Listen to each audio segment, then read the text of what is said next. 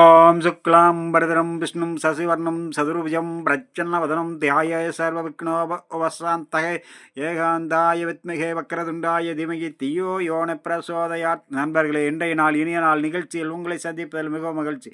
இன்று விசுவாவாசு வருடம் மார்கழி மாதம் 14ஆம் தேதி 29/12/2025 திங்கட்கிழமை. இன்றைய திதி நவமி காலை 10:31 வரை, பிறகு தசமி. இன்றைய நட்சத்திரம் ரேவதி காலை 7:45 வரை, பிறகு அஸ்வதி.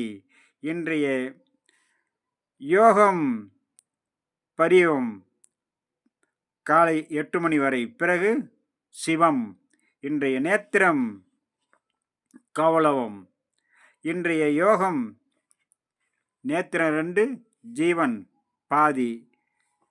நாள் முழுக்க சித்த யோகம் கூடிய நன்னாள். இன்று மோகினி அலங்காரம்.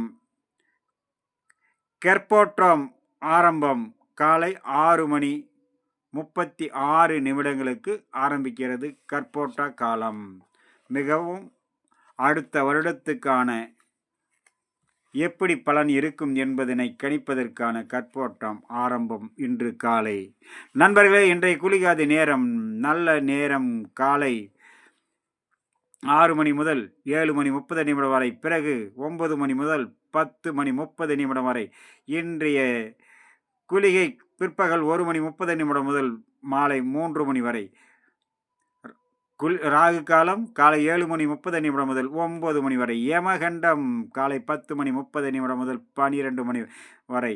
இன்றைய வார சூளைவு கிழக்கு தென் கிழக்கு. பரிகாரம் தயிர் காலை 9:12 வரை. நண்பர்களே, இன்றைய ராசி பலனும் நட்சத்திர பலனும் ஒவ்வொரு ராசிக்கும் அதை சார்ந்த ராசியினுடைய பலனும் அதுக்கு சார்ந்த நட்சத்திரத்தினுடைய பலனும்.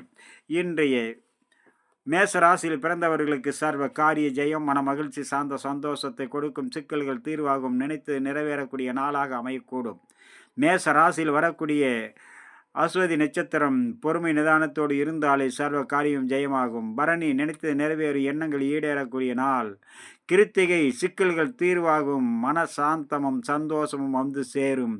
அனைத்து வகையான நன்மைகளும் வந்து கிடைக்கக்கூடிய நாளாக இன்றைய நாள் அமையக்கூடும். நண்பர்களே, இன்றைய நாள் உங்களுடைய அனைத்து வகையான பலன்களும் கைகூடி வர நாளை வரக்கூடிய வைகுண்ட ஏகாதசி மகாவிஷ்ணுவை மனதார பிரார்த்தனை செய்யுங்கள். அனைத்து காரியமும் ஜெயமாகும். வணக்கம். அடுத்ததாக நம்ம காண இருப்பது